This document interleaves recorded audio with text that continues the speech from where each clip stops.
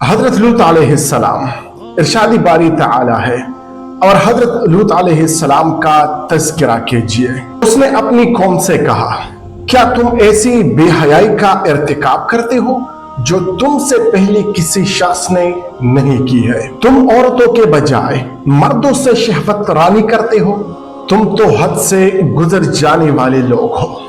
تو اس کی قوم کا جواب ایک ہی تھا کہ ان کو مطلب حضرت لوط علیہ السلام کو اپنی بستی سے نکال دو، کیونکہ یہ بڑے پاک باز بنتے ہیں۔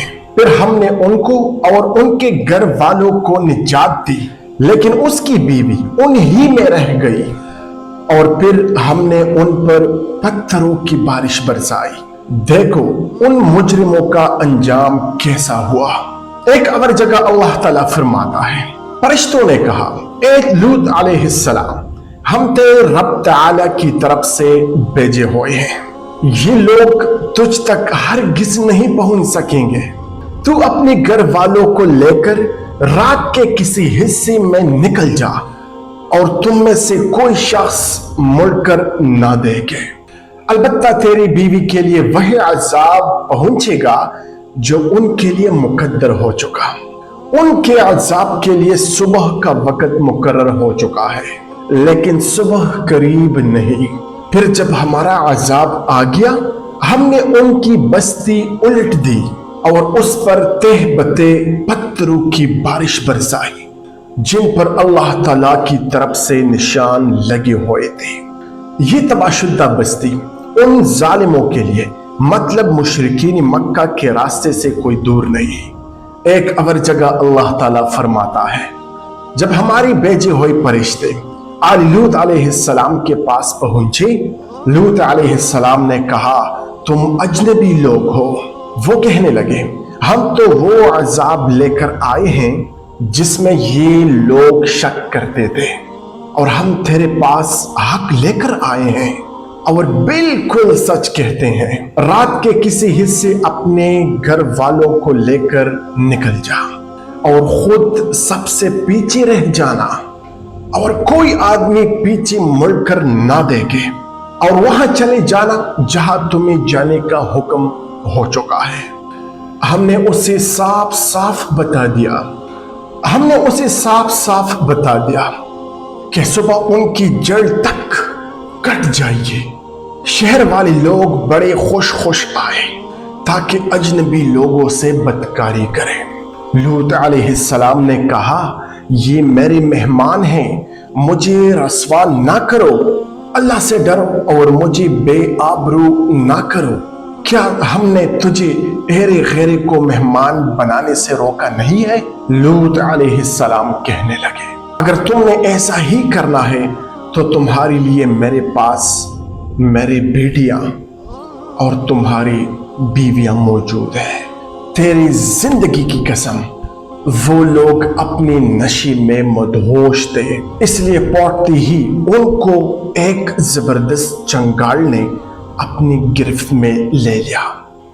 پھر ہم نے اس بستی کو پلٹ کر رکھ دیا اور ان پر پتھروں کی بارش برسائی۔ بلا شبہ اس واقعہ میں سمجھدار لوگوں کے لیے عبرت کا سامان ہے۔ یہ بستی تو معروف تجارتی راستے کے عین اوپر واقع ہے۔ بلا شبہ اس میں صاحبی ایمان لوگوں کے لیے عظیم نشانی ہے۔ اللہ ہم سب کو اس قسم کے عذاب سے بچا، آمین۔ حضرت لوط علیہ السلام اور قوم سدوم۔ حضرت لوط علیہ السلام حضرت ابراہیم علیہ السلام کے بھتیجے تھے، اور ان کے والد کا نام عمران تھا۔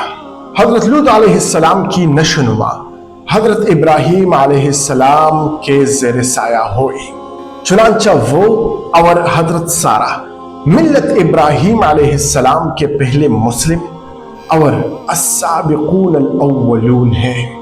حضرت لوط علیہ السلام نے ہی حضرت ابراہیم علیہ السلام کے ساتھ اور سے حران کی طرف ہجرت کی تھی، اور وہاں ہی سے حضرت ابراہیم علیہ السلام کے ساتھ بیت المقدس آئے۔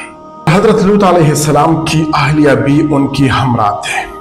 چرواہے بادشاہوں کے دور میں وہ مصر پہنچے، وہاں پر حالات سازگار پائے तो वापसी की राह ले। हजरत इब्राहीम अलैहिस्सलाम तो बेर सबा में मुकीम हो गए, मगर हजरत लूत अलैहिस्सलाम सदूम मतलब उर्दन चले आए, जहां अल्लाह ताला ने उन्हें बिगड़े हुए अहले सदूम की हिदायत के लिए नबी मबऊस फरमाया। वो कौम इग़लाम बाजी और दूसरे गुनाहों में मुब्तला थे और उनके इस बुरे फेल का नाम ही सदूमियत पड़ गया। शहर सदूम बहीर मैयत के जुनूब में आबाद था। इसके करीब आमूरा नामी एक बड़ा शहर था, बल्कि तलमूद के मुताबिक इस शहर सदूम के और 4 बड़े शहर थे। उन्हीं में से एक शहर सोर था। बाइबल में इस कौम के सदर मुकाम सदूम बताया गया है।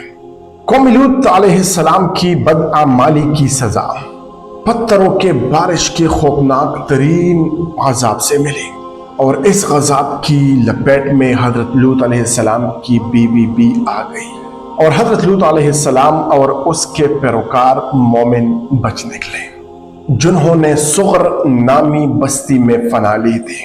बहर मैयत के गिर पूरी इलाके को देखकर ऐसा महसूस होता है कि यहाँ जबरदस्त गजाब ने जमीन को जगह जगह पर शक कर दिया है और जगह जगह पर जमीन धंस गई है।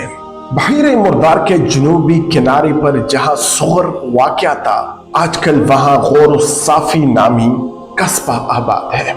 इससे तकरीबन 30 किलोमीटर शुमाल मशरक में अल करक का इलाका वाक़या है, जो सलीबी जंगों के जमाने में सलाहुद्दीन अयूबी का एक किला था।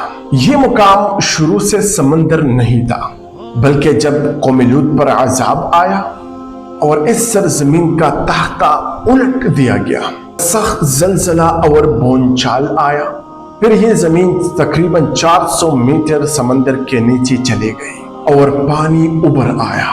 इसलिए इसका नाम बहर मैयत या बहर लूत है।